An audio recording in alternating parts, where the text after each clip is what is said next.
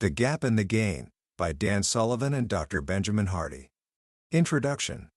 Imagine it's the 1994 Winter Olympics. The air is crisp, the world is watching, and on the ice is a man considered by many to be the greatest speed skater who ever lived, Dan Jansen. Since he was a teenager, everyone knew he was the most talented skater on the planet. But he seemed to be cursed. In his biggest races, he'd start at a world record pace, and then something would happen. A small slip, a fluke mistake. He was the man who should have been an Olympic champion, but never was. Now, in his final Olympics, he's just competed in his strongest event, the 500-meter race, and finished 8th. Heartbroken. It seems the curse is real. His dream is over. He has one last race, the 1,000-meter, an event he's never considered his best. This is his final, fleeting shot. Before the race, something inside him shifts. He stops thinking about the medal he needs to feel successful. He stops replaying all the races he should have won. Instead, he starts thinking about everything he already has. He thinks about the coaches who poured their lives into him, his family who loved him no matter what, his friends who supported him through every heartbreaking loss. He thinks about the sheer joy of skating, of the wind on his face, of how the sport has shaped him as a man. He is overwhelmed, not with pressure, but with gratitude. He realizes how lucky he is to even be there. He decides this final race won't be about winning. It will be an expression of thanks, a goodbye to the sport he loves. At that moment, it doesn't matter if he wins or loses. He is already whole. He is already happy. And as he steps onto the ice, a huge smile beams across his face. He skates with a lightness he's never felt before, a joy that flows through every muscle. And he doesn't just win. He breaks the world record and wins the gold medal. It was the only Olympic race he ever skated, not from a place of what was missing, but from a place of what he had already gained. What changed for Dan Jansen in those moments before his final race?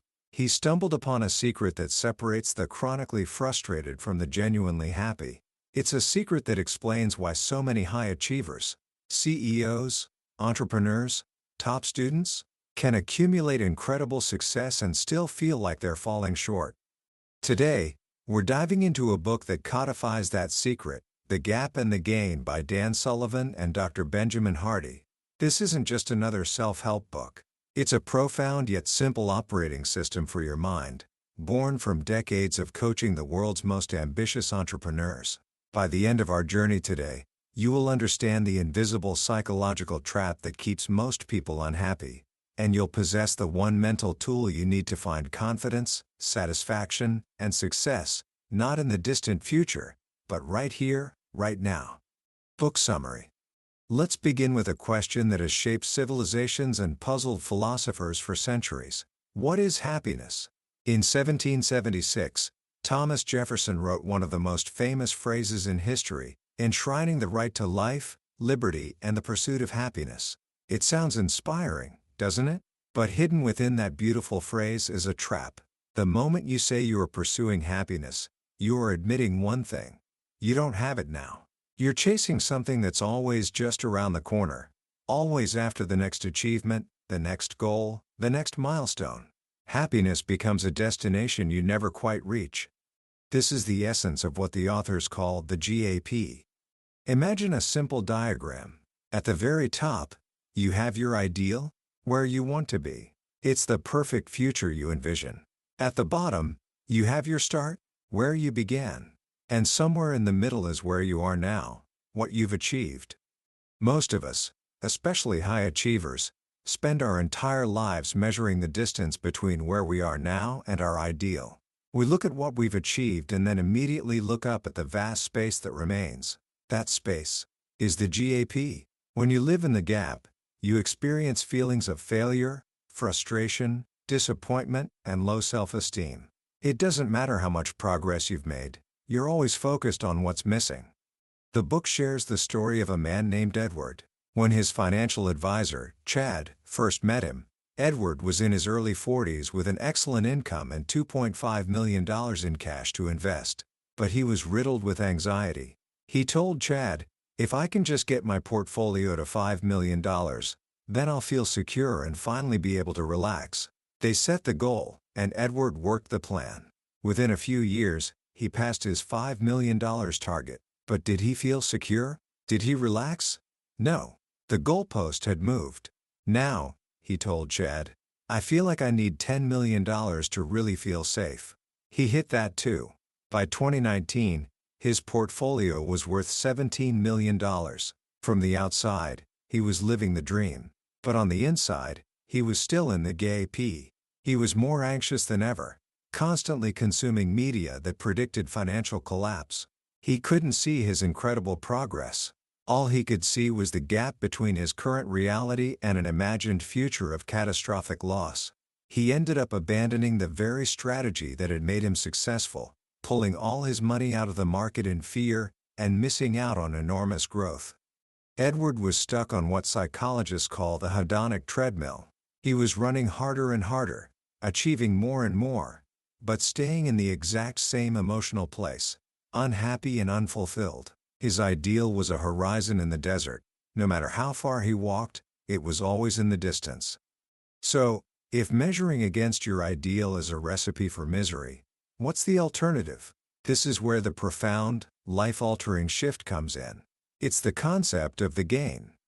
Instead of measuring the distance between your achievement and your ideal, you turn around and measure the distance between your achievement and where you started. You measure backward. You look at the progress you've actually made. That is the gain. When you measure your life in gains, you experience feelings of success, satisfaction, confidence, and optimism. It's the same achievement, the same reality, but an entirely different emotional experience based on what you choose to measure against. You're in the gay every time you're frustrated about being 5 minutes late for a concert you were excited about. You're in the gain when you focus on the fact that you're out for an amazing night with someone you care about. The whole night is a gain. You're in the gap when you complain that the dinner your mom made isn't your absolute favorite. You're in the gain when you appreciate that someone cooked a meal for you. You can't be in both places at once. You are always choosing one or the other. This isn't just about positive thinking, it's about accurate measurement. Your ideal is a fantasy, a projection of the future. Your starting point is a real, concrete fact. The gain is about measuring reality. As performance coach Tim Grover says, winners don't have a to-do list. They have a done list. Living in the gain is about focusing on your done list. So how do we break free from the gap and start living in the gain? The book lays out a clear path, starting with a fundamental shift in our motivation. It all comes down to the difference between two simple words: want and need. When you're in the gap, you operate from a place of need. You need that A on the test to feel smart. You need that person's approval to feel worthy. You need to win that game to feel successful. Needing something external to be happy is the very definition of the gap. It creates an unhealthy attachment, a desperation that poisons the process. It's what psychologists call obsessive passion. It's when your passion controls you, leading to impulsive, short-sighted decisions driven by an internal void you're trying to fill. Research shows that obsessive passion is linked to low self-esteem and makes it nearly impossible to be in a state of flow, where you're fully immersed and enjoying what you're doing. Remember Dan Jansen, the speed skater? For years, he needed that gold medal. That need created so much pressure that it caused him to choke. His passion was obsessive. Now consider the story of Trevor Lawrence, one of the most celebrated college quarterbacks of all time. Before being drafted into the NFL, he said something in an interview that shocked the sports world. He said he didn't need football to feel worthy as a person, that there was more to life. The media went into a frenzy. Commentators claimed he didn't have the win-at-all-costs attitude required to be great. They completely misunderstood him. Trevor wasn't saying he didn't care. He was saying he operated from a place of want, not need. He wants to be the best. He wants to win. But his self-worth isn't on the line. He loves the game for its own sake. This is what the book calls harmonious passion. It's when you control your passion, not the other way around. It's intrinsically motivated. You do it because you love it. This healthy detachment is counterintuitive, but it's the secret to peak performance. By no longer needing what you want, you are far more enabled to actually get it. You can perform freely, without the weight of your ego crushing you. Once Dan Jansen let go of needing the medal and simply focused on his love for the sport, his harmonious passion, he was finally free to perform at his best.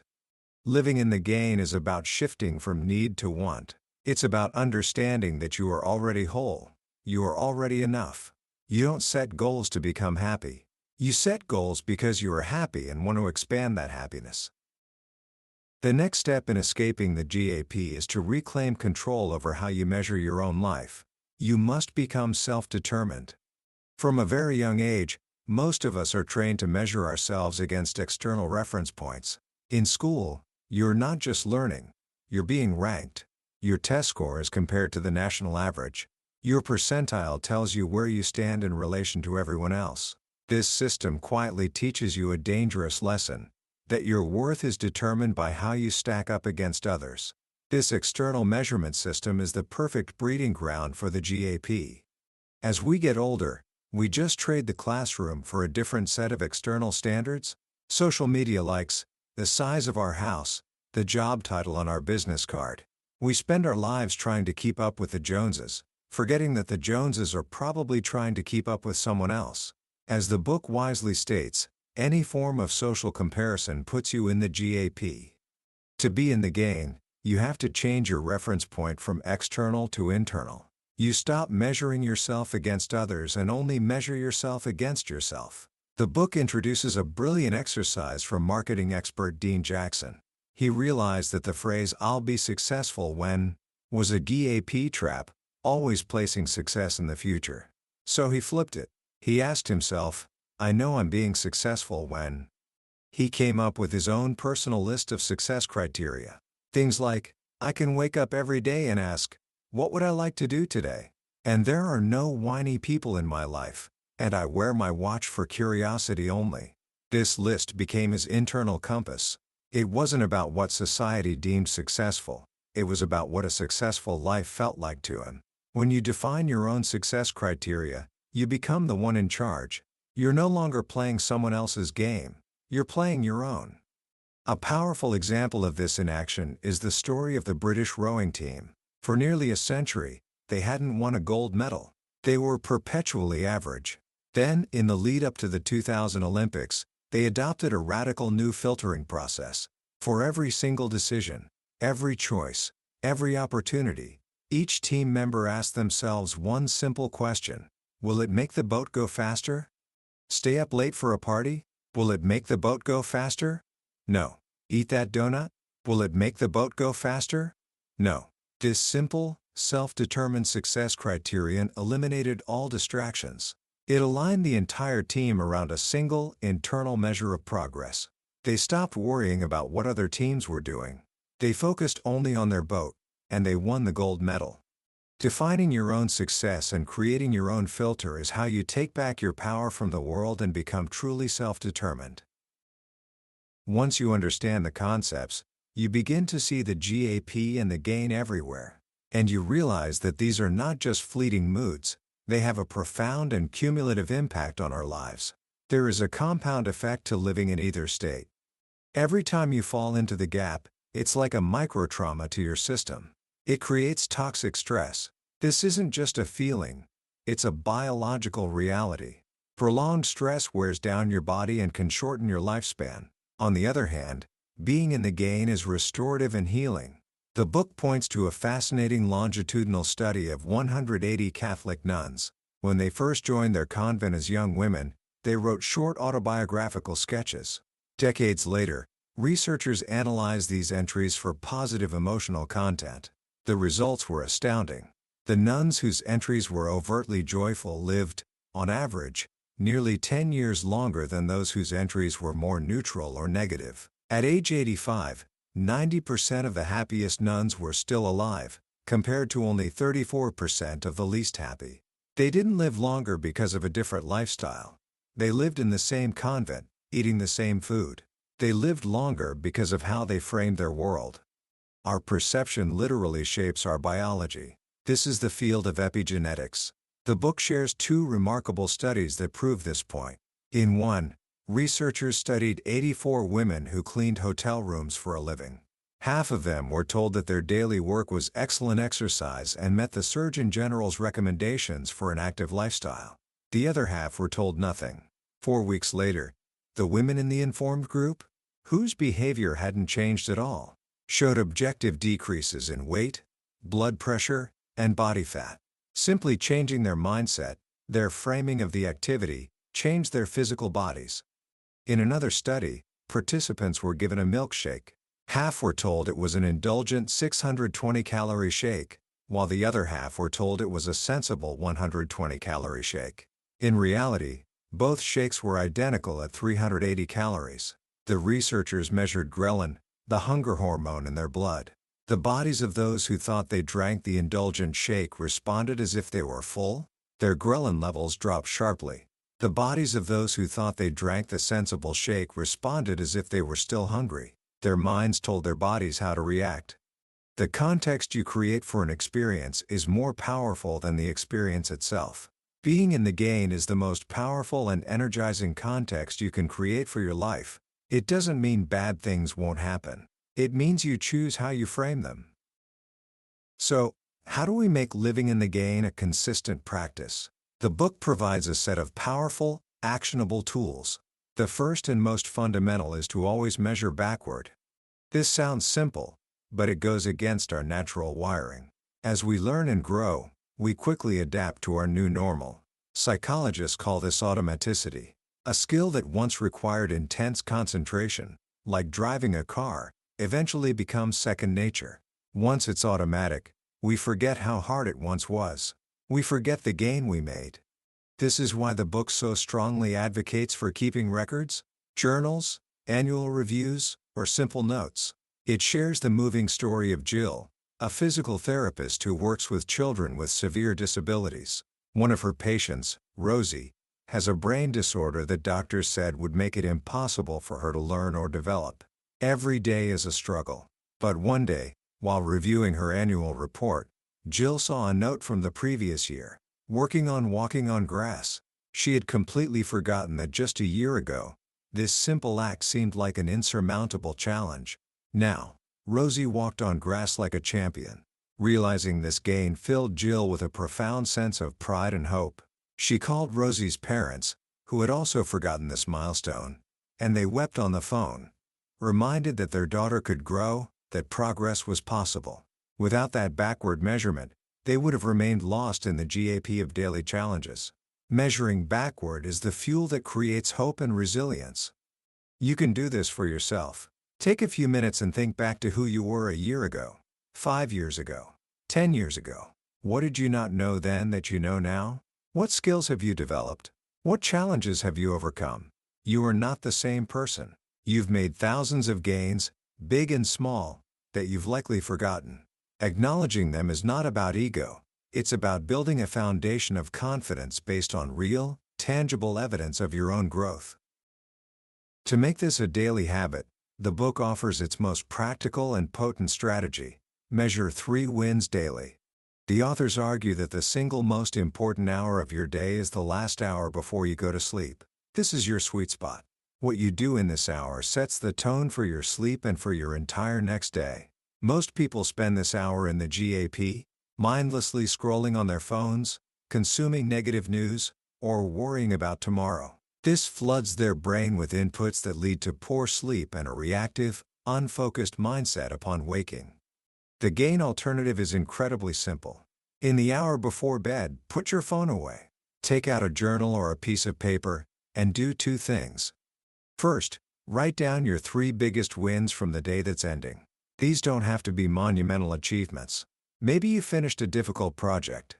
Maybe you had a meaningful conversation with a friend. Maybe you simply went for a walk when you didn't feel like it.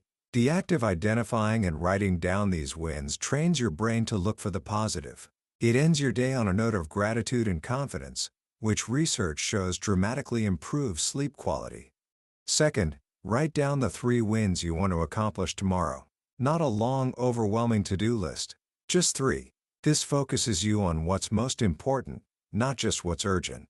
As business expert Jim Collins said, if you have more than 3 priorities, you don't have any. This simple act of planning gives your subconscious mind a mission to work on while you sleep. You wake up with purpose and clarity, rather than reacting to the world. Dan Sullivan has been doing this for decades. He says, "I'm always winning, regardless of whether there are any setbacks or there's any disappointments. It doesn't matter.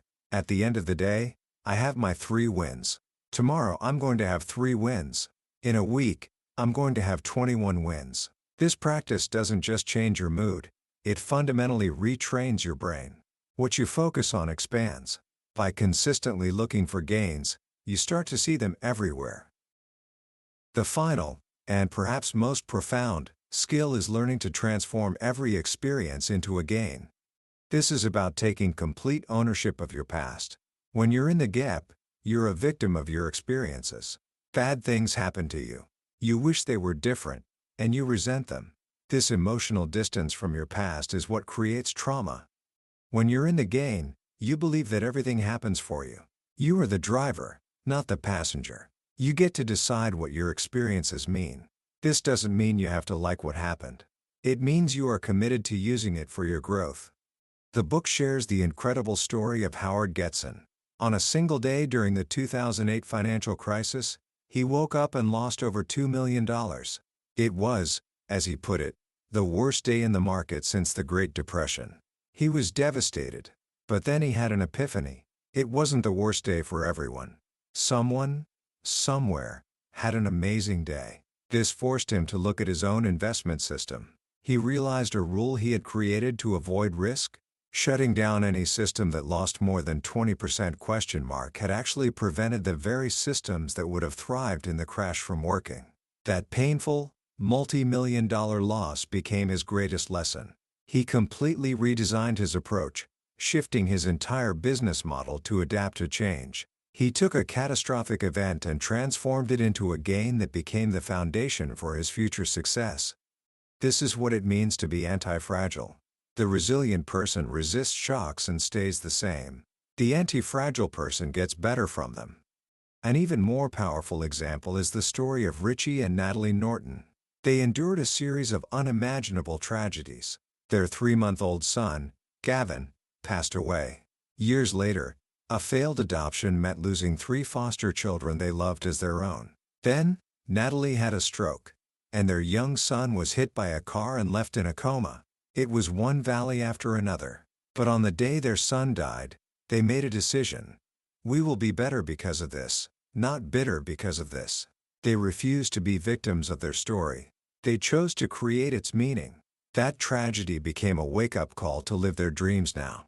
They quit their jobs, started their business, and began living a life of adventure and deep family connection. They are genuinely grateful for their experiences, not because they enjoyed the pain, but because they used that pain to forge a life of incredible meaning and purpose. The book offers a tool called the Experience Transformer. For any experience, positive or negative, you ask yourself a series of questions. What about this experience worked? What can I learn from this about what I don't want? Knowing what I know now, how will I approach the future differently? What about this experience am I grateful for? This is how you actively organize your past. You don't avoid it, you approach it. You mine it for lessons. You transform it into fuel. When you do this, your past stops being a source of regret and becomes your greatest source of wisdom and confidence. Commentary. As we draw this journey to a close, let's step back and reflect on the core message of The Gap and the Gain. The book's most powerful lesson, the one that can fundamentally change the texture of your daily life, is this: happiness is not a destination you arrive at. It's not something you find or pursue. Happiness is a method of measurement. It is a choice you make, in every moment, about how you frame your experience. For so many of us, especially those driven by ambition, we live our lives with our eyes fixed on the horizon, on the ideal. We tell ourselves, I'll be happy when I get into that college. I'll be happy when I get that job. I'll be happy when I achieve that goal. But as we've learned, the horizon is an illusion. It moves as we move. And by constantly measuring ourselves against it, we rob ourselves of the joy and satisfaction that is available to us right now, based on the real progress we've already made. The GAP is the default setting for the human mind. It's easy to see what's wrong, what's missing, where we fall short. It takes courage and intention to flip the script. It takes a conscious decision to turn around, look back at where we started, and acknowledge the journey. That is where true confidence is born. Not from blind optimism, but from the hard evidence of your own growth. So how can you begin to apply this today? Here are 2 simple, practical actions you can take. First, I challenge you to master your sweet spot. For the next 7 nights, commit to spending the last 15 minutes of your day completely screen-free. Take out a notebook and write down 3 things you gained today. It could be that you learned something new in class, had a good laugh with a friend, or simply resisted the urge to procrastinate. Anything that represents progress. Then, write down the 1 to 3 most important gains you want to create tomorrow. This simple ritual will shift you from a reactive to a proactive state. You will end your days feeling accomplished and begin your days feeling purposeful. Second, conduct your own gains audit. Sometime this week, find 30 minutes of quiet time. Think back to who you were 5 years ago. What were you worried about? What skills did you lack? What did you not yet know? Make a list of all the gains you have made since then, the knowledge you've acquired, the relationships you've built, the challenges you've overcome. You will be shocked at how far you've come. This is not about building your ego. It's about building your confidence on a foundation of truth. That was the book summary of The Gap and the Gain by Dan Sullivan and Dr. Benjamin Hardy. We've certainly explored the core ideas today, but I'll be honest with you, a summary is like looking at a travel brochure. It can show you the beautiful pictures, but it can never replace the feeling of actually being there. The real magic of a book like this happens in the quiet moments of reading, when a particular story or a simple phrase connects with your own life in a way you didn't expect. This summary is a map, designed to help you see the destination and decide if the journey is for you. If anything we've talked about today has sparked something inside of you, I encourage you to grab a copy. Reading it isn't just about learning a new concept, it's an experience that can genuinely change the way you measure your life. The link to the book is in the description below. Also, if you found this journey valuable, please take a moment to hit that like button and subscribe to Billionaire's Bookshelf. That way, you won't miss our next exploration into another life-changing book. Let's keep building our wisdom, one gain at a time. Let's keep growing together.